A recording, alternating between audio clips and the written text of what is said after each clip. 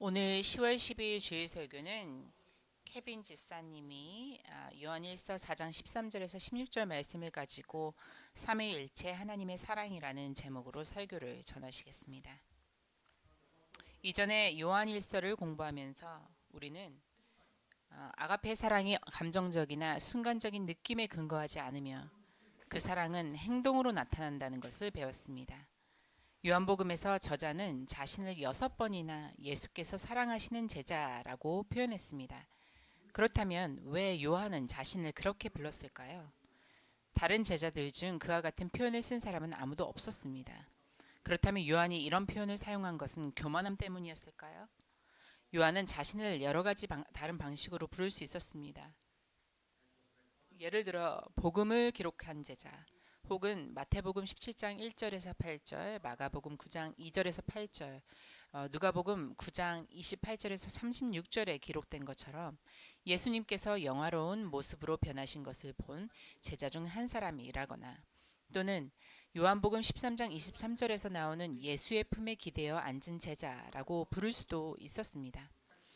그런데 그는 자신을 예수께서 사랑하시는 제자라고 불렀습니다. 여기서 흥미로운 점은 요한이 자신을 다른 어떤 이름으로 불렀더라면 그것들은 자신이 한 일과 관련된 것이었을 것이라는 사실입니다.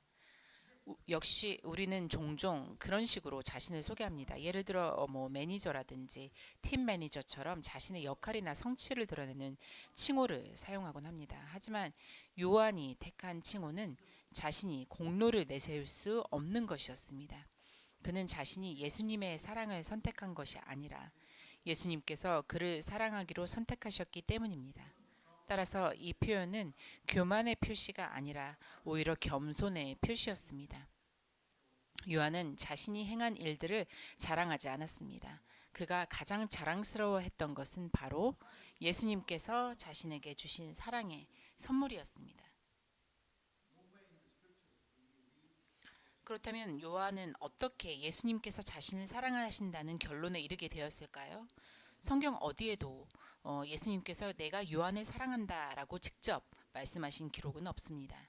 그렇다면 요한은 어떻게 예수님께 사랑을 받는다고 확신하여 스스로를 그렇게 부를 수 있었을까요? 우리는 요한일서 4장 7절과 8절을 통해 하나님을 안다는 것을 증명하려면 사랑이 우리 삶 속에서 나타나야 한다는 것을 배웠습니다.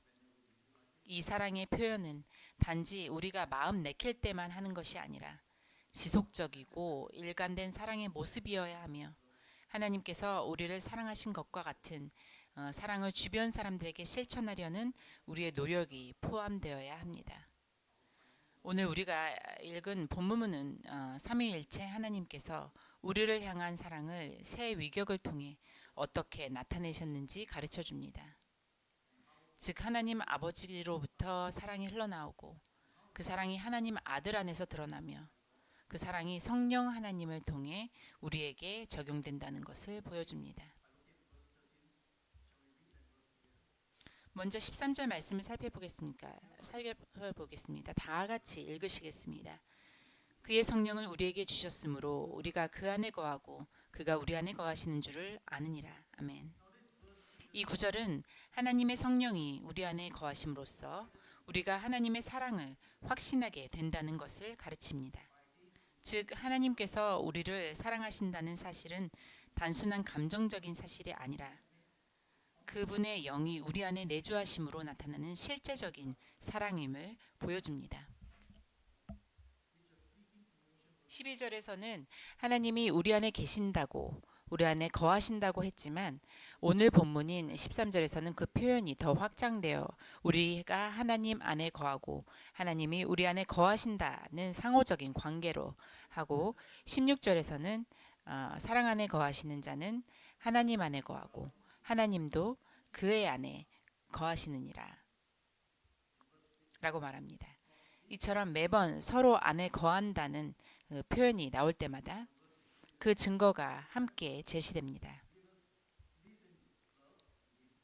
13절에서는 그의 성령을 우리에게 주셨으므로, 15절에서는 누구든지 예수를 하나님의 아들이라 시인하면, 16절에서는 사랑 안에 거하는 자가 그 증거입니다.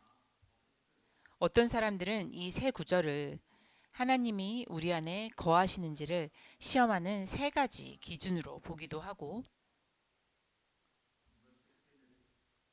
또 어떤 이들은 하나님이 우리 안에 거하시기 위한 조건들로 잘못 이해하기도 합니다. 그러나 우리는 이러한 오해를 해서는 안 됩니다.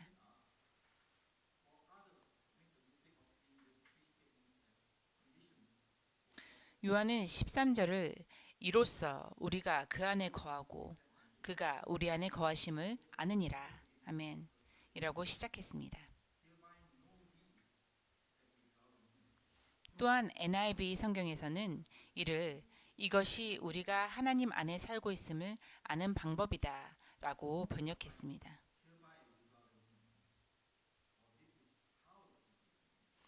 요한은 이로써 우리가 그 안에 거한다거나 이것이 우리가 그 안에 사는 방법이다 라고 쓰지 않았습니다.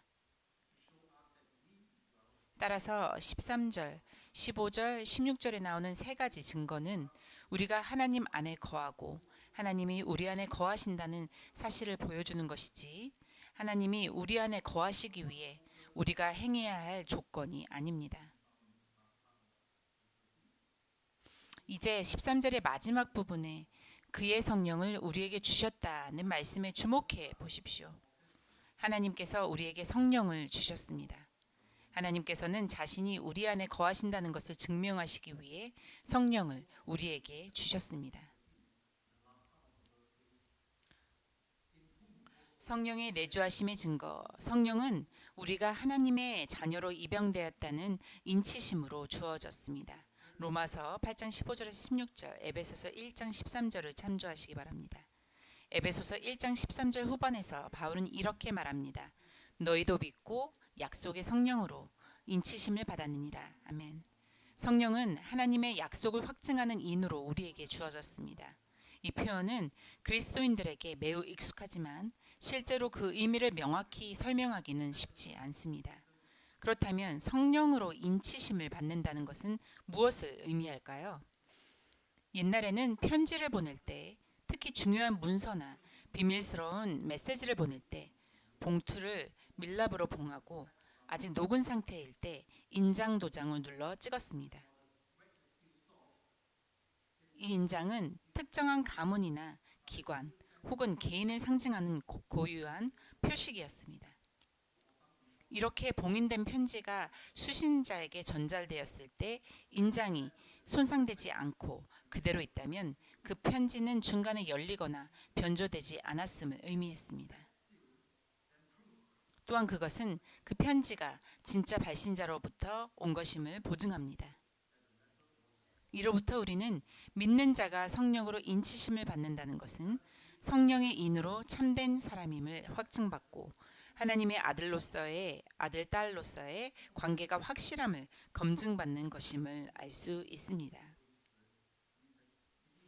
그러므로 성령의 인치심은 믿는 자들에게 우리가 참으로 하나님의 자녀이다 라는 확신을 줍니다.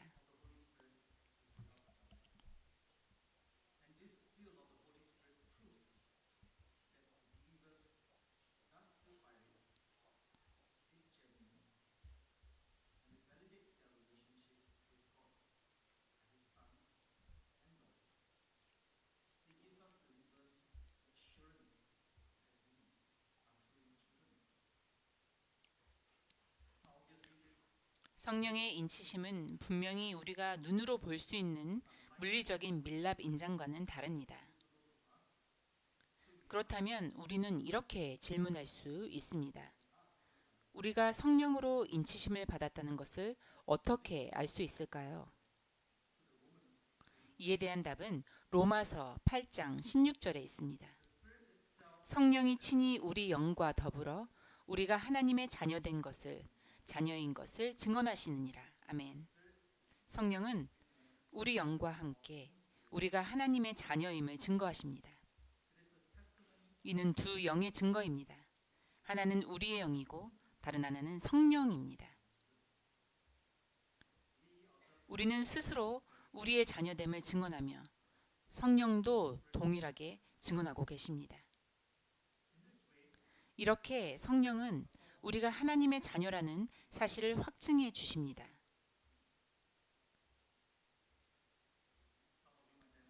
그러나 혹자는 이렇게 물을 수 있습니다. 만약 우리가 스스로를 속여왔고 잘못된 증언들을 해오게 되었기에 성령께서 오히려 우리에게 반대하는 증언을 하신다면 어떻게 되는 것인가요? 이는 예정론을 논할 때 우리가 맞닥뜨리는 문제와 비슷합니다. 어떤 사람들은 이렇게 묻기도 합니다. 만약 하나님께서 내가 그리스도를 닮아 살기 위해 노력하는 것을 예정하지 않으셨다면 내 노력이 헛된 것이 아닌가? 이에 대한 답은 요한일서 4장 2절에서 찾으실 수 있습니다. 요한일서 4장 2절 예수 그리스도께서 육신으로 오심을 고백하는 영마다 하나님께 속한 것이니라. 아멘. 즉 우리가 예수님께서 육신으로 오신 것을 고백한다면 우리는 하나님께 속한 사람입니다. 그리스도의 형상대로 살고자 하는 마음이 있다면 우리는 성령으로 인치심을 받은 것입니다. 그러므로 의심함으로 마귀에게 유혹되지 마십시오. 맞습니다. 우리는 죄인이며 하나님의 구원의 선물을 받을 자격이 없습니다. 바로 그렇기 때문에 구원은 더욱 귀하고 소중한 것입니다. 상황을 상상해 보십시오. 여러분들이 실수로 지뢰밭에 들어갔는데 외부 사람이 안전하게 나갈 길을 알려주고 있는 상황입니다. 그의 지시를 받으면서도 그러나 내 마음에는 의심이 몰려옵니다. 혹시 그가 지뢰 위치를 제대로 알지 못하면, 내가 지시를 잘못 들은다면, 내가 잘못 실행한다면 이때 우리는 어떻게 해야 할까요? 절망에 빠져 아무것도 하지 않고 지뢰밭에 머물 것인가요? 아니면 지시를 믿고 최선을 다해 따라갈 것인가요? 우리의 삶도 이와 같습니다. 죄인인 우리는 영원한 멸망을 향하고 있고 예수님은 영원한 생명의 길을 보여주셨습니다.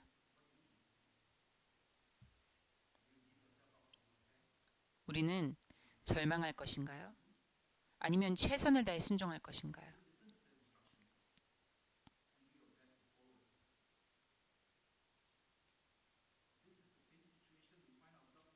모든 믿는 자 안에 있는 성령의 인침은 우리가 그리스도를 닮고자 하는 마음을 통해 우리가 진정한 하나님의 자녀임을 확신하게 해줍니다.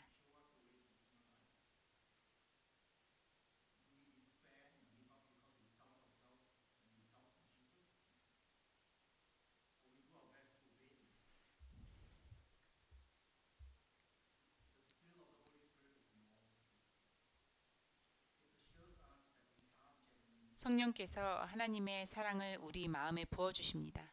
로마서 5장 5절 말씀을 참조하시기 바랍니다.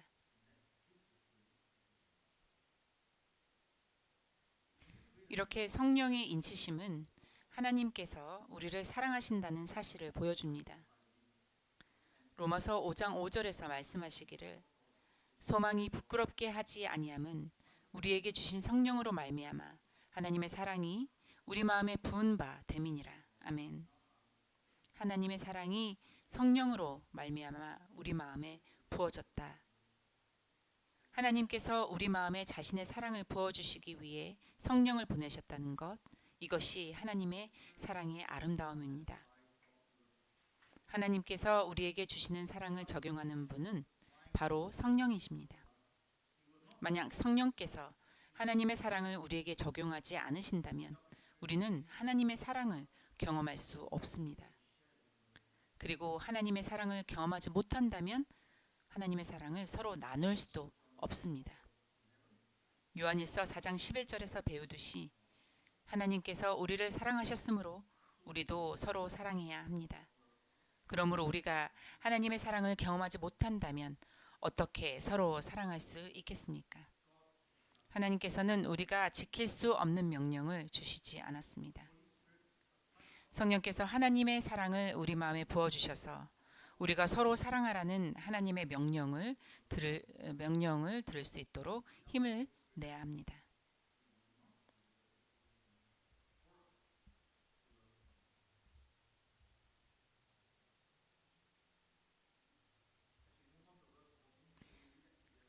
오늘 본문 말씀 14절에 이렇게 읽습니다. 함께 읽겠습니다. 아버지가 아들을 세상의 구주로 보내신 것을 우리가 보았고 또 증언하노니. 아멘. 이 구절은 요한일서 4장 9절과 같은 내용을 가르쳐 줍니다. 4장 9절.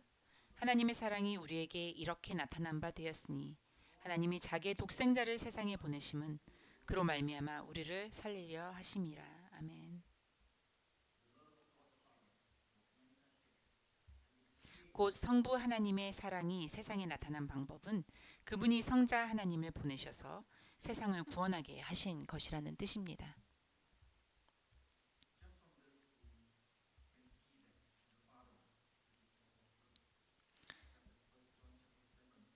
여기서 보면 성부께서 하나님께서 구속 사역을 시작하셨음을 볼 수 있습니다. 사랑은 그분에게서 비롯된 것입니다. 요한복음 3장 16절을 참조하시기 바랍니다. 이를 통해 우리는 성부께서 사랑의 근원이심을 알 수 있습니다. 요한일서 4장 7절에 사랑은 하나님께 속한 것이니 라고 배운 것처럼 사랑은 하나님 아버지에게서 시작됩니다.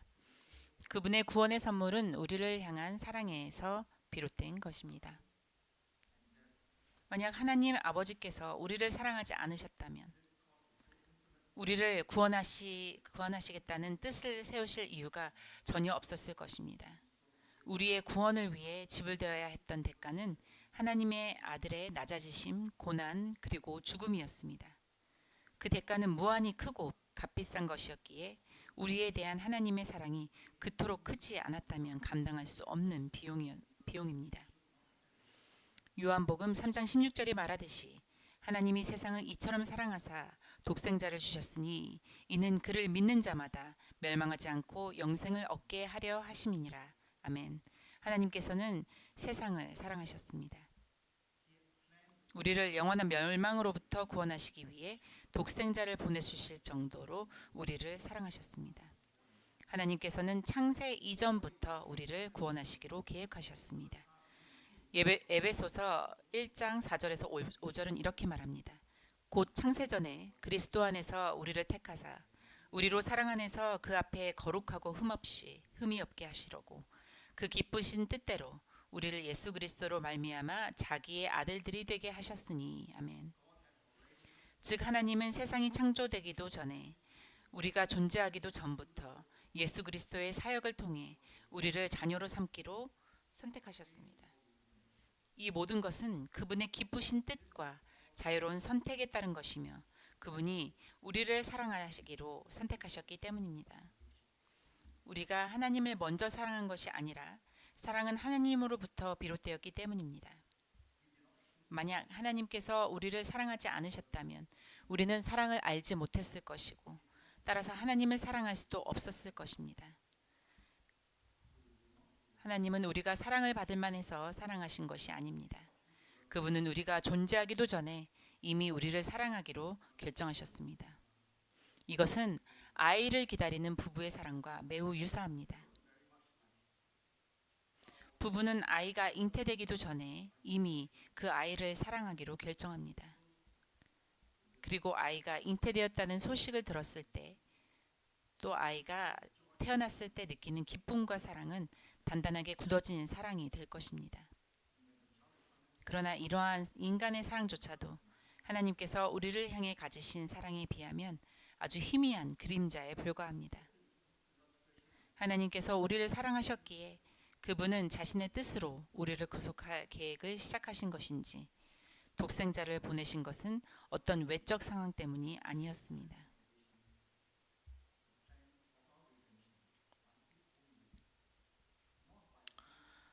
하나님의 주권과 영원한 구원의 계획을 보여주셨습니다. 사도행전 2장 23절을 참조하시기 바랍니다. 하나님의 독생자께서는 하나님의 절대적인 주권과 자유의지에 따라 우리에게 보내졌습니다. 이 영원한 구원의 계획은 하나님께서 우리를 사랑하신 그 사랑이 실제로 행동으로 나타난 것이었습니다. 사도행전 2장 23절에서 이렇게 가르칩니다. 그가 하나님께서 정하신 뜻과 미리 아신 대로 내준 바 되었거늘 너희가 법 없는 자들의 손을 빌려 못 박아 죽였도다. 여기서 그는 예수님을 가리킵니다. 즉 하나님은 창세전에 이미 정하신 뜻과 미리 아신 계획에 따라 예수 그리스도를 이 세상에 보내시기로 작정하셨습니다. 그분은 인류를 구원하시기 위해 오셨지만 정작 그분이 구원하러 오신 사람들에 의해 십자가에 못 박혀 죽임을 당하셨습니다. 솔직히 말해서 이보다 더 큰 사랑의 증거가 또 있을까요? 신학자 존 오웬은 이렇게 말합니다. 이것은 하나님의 사랑이 보여준 가장 위대한 증거이다. 요한은 하나님의 역사적 사역에 대한 목격자의 증언을 강조합니다. 사도들은 그 사건의 직접적인 목격자로서 이에 대해 증언했습니다. 우리는 이미 요한일서 1장 1절에서 4절을 통해 사도들이 생명의 말씀 되신 예수 그리스도를 직접 들었고 보았고 주목하여 살펴봤으며 손으로 만졌다고 배웠습니다. 그들은 아버지께서 보내신 하나님의 아들이 실제로 사람의 몸으로 오셨다는 사실, 즉 성육신 하셨다는 그리스도께서 세상의 구원을 이루시기 위해 오셨다는 사실을 증언했습니다. 즉 성육신 하신 그리스도께서 세상의 구원을 이루시기 위해 오셨다는 사실을 증언했습니다. 아버지께서 작정하신 그 일, 그 십자가의 죽음을 통해 세상을 구속하시는 사역을 예수님께서는 완성하셨다는 것을 그들은 직접 눈으로 보고 손으로 만지고 함께 교제하면서 확인했습니다. 이 사도들은 그 성육하신 하나님의 아들과 실제로 교제한 사람들이었기에 직접 본 사실에 근거한 확실한 목격자로서 그 사실의 참됨을 증명하기 위해 성경에 기록하였습니다. 아버지의 사랑은 추상적인 것이 아니라 아들의 사명 안에서 구체적으로 나타납니다. 사도들의 증언을 통해 우리는 아버지께서 택하신 백성들을 향해 사랑이 단순한 개념이나 추상적인 생각이 아니라 그분의 아들을 보내어 타락한 세상을 구원하게 하신 사명 안에서 구체적으로 드러난 사랑임을 알 수 있습니다. 하나님의 아들의 사명 자체는 세상이 창조되기 전부터 이미 계획된 것으로 그것은 곧 아버지의 주권적 뜻과 의지를 드러냅니다. 이 사명은 아버지께서 이 세상을 향하여 가지신 깊고 크신 사랑을 보여줍니다. 그분은 단순히 우리가 살아가고 있는 이 세상 자체를 사랑하신 것이 아니라 이 세상에 살도록 창조하신 사람들, 곧 인류를 사랑하신 것입니다. 하나님이 세상을 이처럼 사랑하사의 말씀은 하나님께서 이 행성 그 자체를 사랑하셨다는 뜻이 아니라 그분이 창조하신 이 세상에서 살아가는 자신들의 백성들을 사랑하셨다는 의미입니다. 하나님의 사랑은 단순히 입으로만 하는 선언이 아니라 그분의 언약적 약속을 실제로 성취하신 사랑입니다. 그 약속은 우리를 하나님의 자녀로 삼으시고 그분과 함께 영원히 거하게 하시는 것으로 완성됩니다. 세 번째 본문 말씀으로 들어가겠습니다. 성자 예수님의 사랑 15절 말씀을 참조하시기 바랍니다. 이제 이어지는 다음 구절인 15절을 살펴보면서 성자 예수님의 사랑에 대하여 살펴보겠습니다. 요한일서 4장 15절을 읽겠습니다. 누구든지 예수를 하나님의 아들이라 시인하면 하나님이 그의 안에 거하시고 그도 하나님 안에 거하시느니라. 아멘. 그리스도를 시인하는 것, 진실한 믿음은 예수님을 그저 한 도덕교사로 여기는 것이 아니라 그분을 영원하신 하나님의 아들로 인정하는 것입니다. 2절의 첫 문장은 누구든지 예수를 하나님의 아들이라 시인하면입니다. 하나님의 아들이신 예수님의 주된 사명은 우리를 하나님께로 인도하시는 그 길을 보여주시는 것입니다.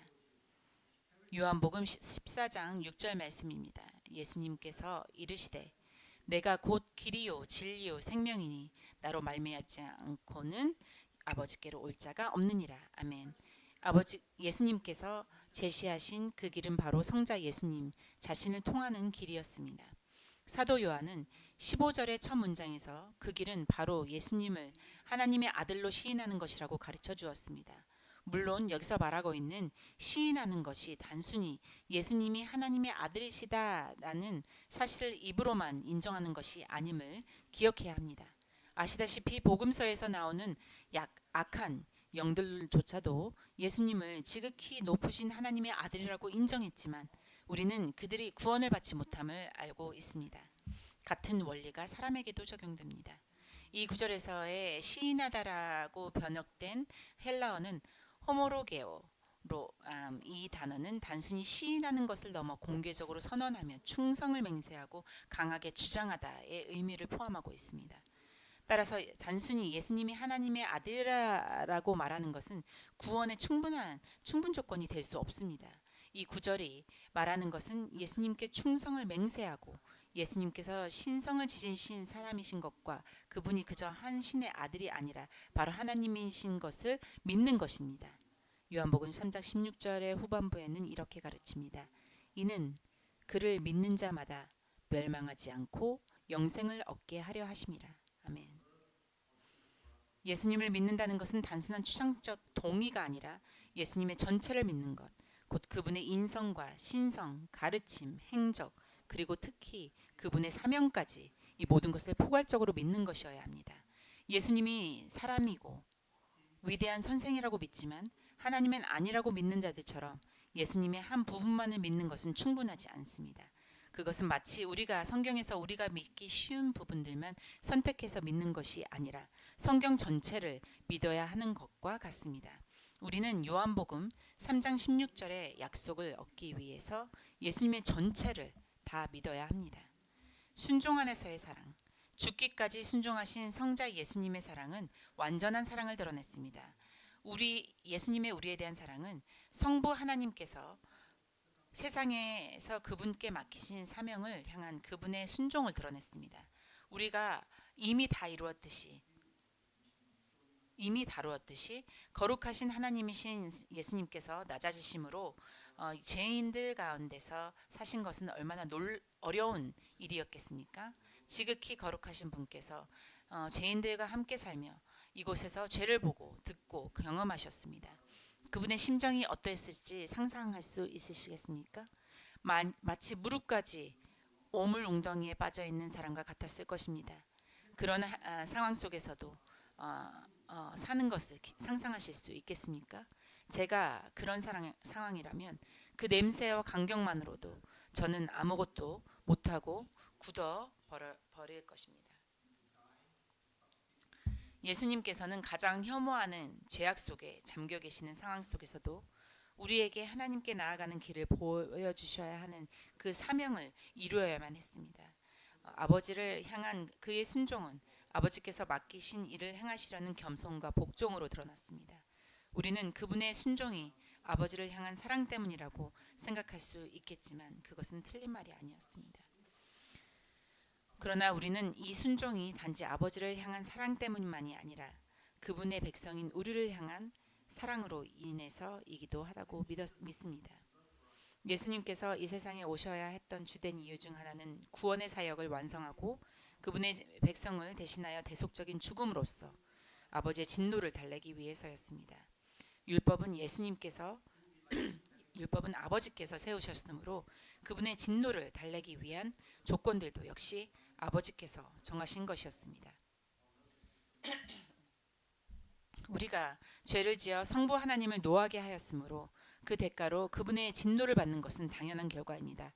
그러나 예수님께서는 우리를 사랑하셔서 우리를 대신하여 그 죄값을 치르시고 우리가 성부 하나님을 노하게 한 그 값을 스스로 담당하셨습니다.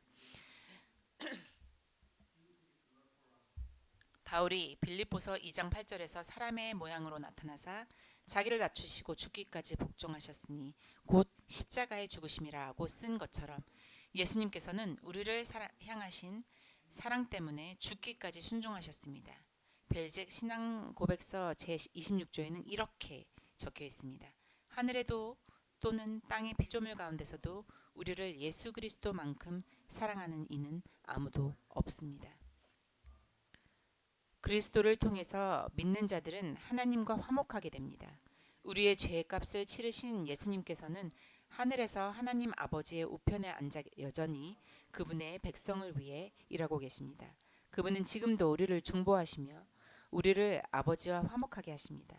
예수님의 사역은 우리에게 하나님께 나아가는 길을 보여주시는 것이었는데 그분이 하늘로 승천하신 후에도 그 사역은 끝나지 않았습니다. 지금도 예수님께서는 아버지 앞에서 우리를 위해 간구하심으로써 그 사랑을 계속해서 보여주십니다. 그분의 사랑의 표현은 우리의 죄를 대신 지시고 갈보리 십자가에서 죽으신 후에도 멈추지 않으셨습니다.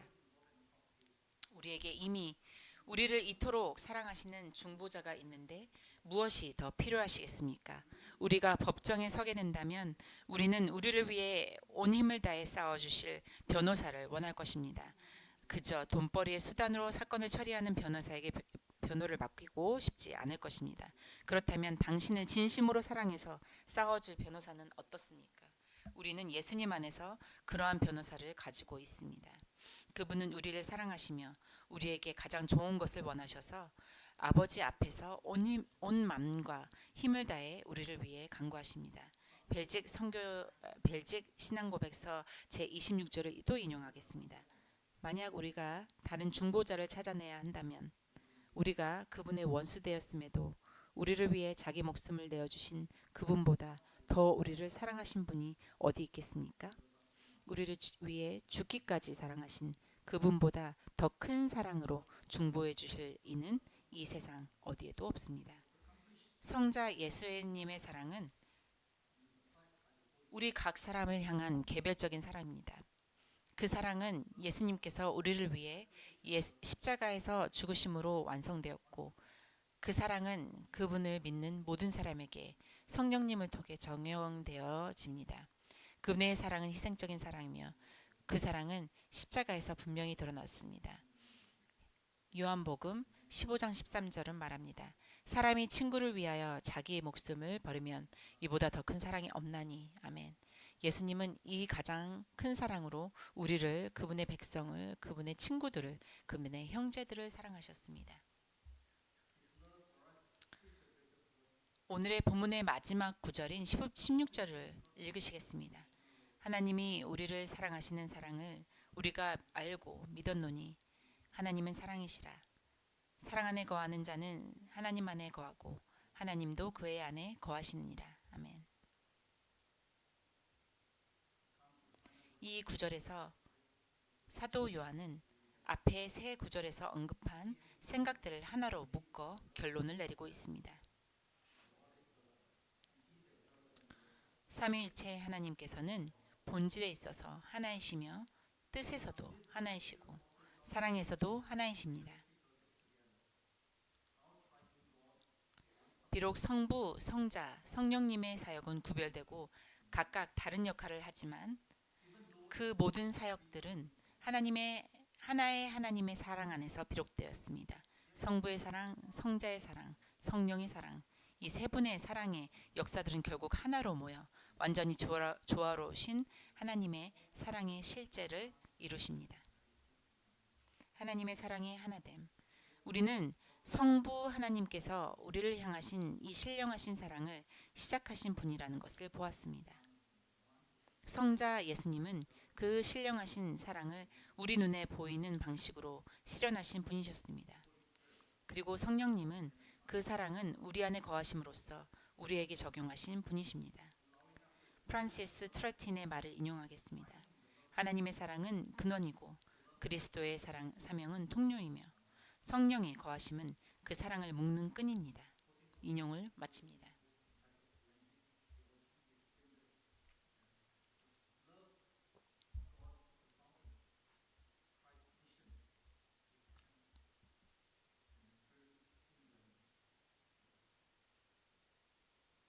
지식과 믿음.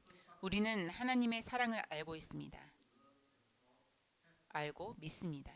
그것이 교리적이면서 그리고 믿음에 근거한 것입니다. 16절의 첫 부분은 하나님이 우리를 사랑하시는 사랑을 우리가 알고 믿었노니라고 말합니다.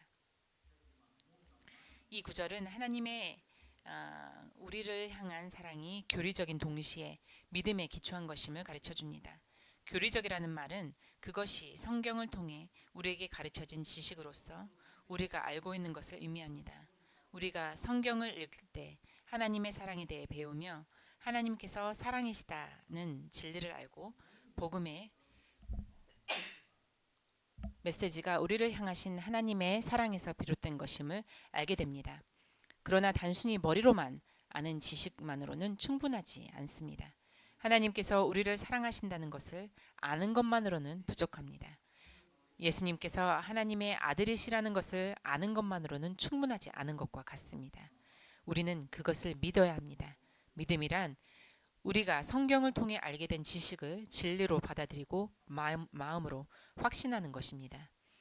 알고 믿을 때 그 효력이 나타납니다. 믿음 없는 지식은 단지 알고만 있을 뿐 사용되지 않는 지식일 뿐입니다.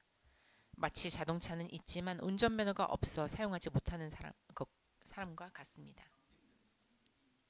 결국 그 차는 아무 쓸모가 없게 될 것입니다.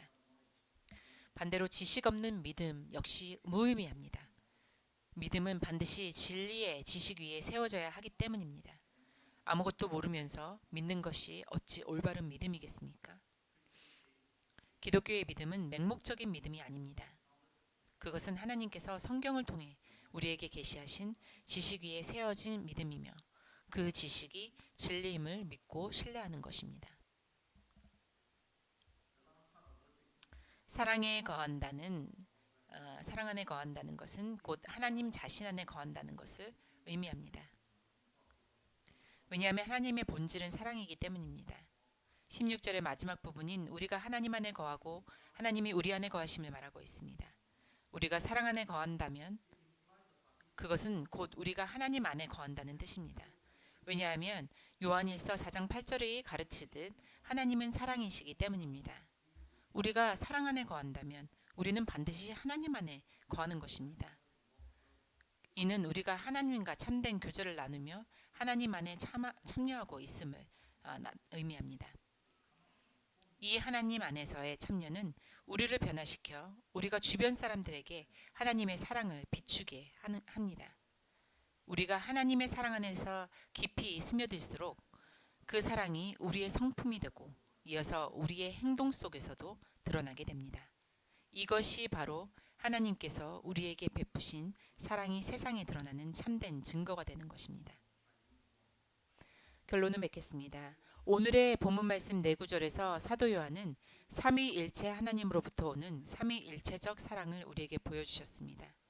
성령님께서는 우리가 하나님께 속한 자임을 사랑으로 확증하시고 인치십니다. 아버지께서는 자신의 독생자를 우리에게 보내심으로 그 사랑을 나타내셨습니다. 그 아들 예수님께서는 우리를 위해 대속의 죽음을 통해 그 사랑을 보이셨습니다. 삼위 하나님께서는 이 신적인 사랑 안에서 우리를 하나 되게 하셔서 우리가 하나님 안에 거하고 하나님이 우리 안에 거하시게 하셨습니다. 이것은 단순히 머리로 아는 교리나 지식이 아니라 우리의 삶으로 살아내야 하는 진리입니다. 확신도 사랑의 위대한 증거도 하나님과의 교제도 모두 하나님의 사랑에서 비롯됩니다. 그렇다면 우리가 배운 이 지식을 가지고 어떻게 살아가야 할까요? 시험이나 유혹 가운데 있을 때 우리는 성령님께서 우리를 위해 증언하심을 기억해야 합니다. 성령님께서 우리 안에 거하시며 우리를 사랑하시고 우리의 시험 가운데서 우리를 도우신다는 확신을 가질 수 있습니다. 우리가 기도로 아버지께 나아갈 때 그분이 우리의 기도를 들으신다는 확신을 가질 수 있습니다. 왜냐하면 그분께서 먼저 우리를 사랑하시고 우리를 위해 아들을 보내주셨기 때문입니다. 우리가 예배 가운데 그리스도 앞에 나아갈 때 그분께서 우리의 구원을 위해 자신을 희생하셨기 때문에 우리는 기쁨과 감사함으로 나아갈 수 있습니다. 물론 우리는 하나님의 사랑을 우리 주변 모든 사람들에게 비추며 행동과 행위를 통해 사랑해야 함을 기억해야 합니다. 우리가 삼위일체 하나님의 사랑 안에 거할 때 우리의 삶은 이 타락한 세상 속에서 사랑 많으신 하나님의 영광을 드러내는 살아있는 증거가 되어야 합니다.